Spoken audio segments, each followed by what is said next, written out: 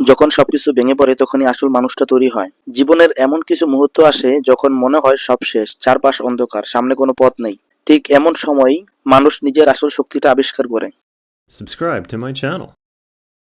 আজ আমরা দেখছি সংকট, চাপ, অনিশ্চয়তার মধ্যেই কিছু মানুষ মাথা নত করছে না। তারা ভেঙে পড়ছে না, বরং আরো শক্ত হয়ে উঠছে। কারণ তারা জানে কঠিন সময় চিরদিন থাকে না, কিন্তু কঠিন সময় মানুষকে বদলে দেয়। তুমি যদি এখন জীবনের সবচেয়ে খারাপ সময় পার করো, তাহলে এটা মনে রেখো, এই সময়টাই তোমার ট্রেনিং এর গ্রাউন্ড। এখানেই তোমার ধৈর্য তৈরি হচ্ছে, তোমার সাহস তৈরি হচ্ছে, তোমার আসল পরিচয় তৈরি হচ্ছে। সহজ সময় তোমাকে স্বপ্ন দেখাবে, কিন্তু কঠিন সময় তোমাকে সেই স্বপ্নের জন্য লড়তে শেখাবে। যারা আজ শক্ত তারা জন্ম থেকে শক্ত ছিল না, তারা বহুবার ভেঙেছে, কেঁদেছে, হারিয়েছে, তারপর আবার উঠে দাঁড়িয়েছে।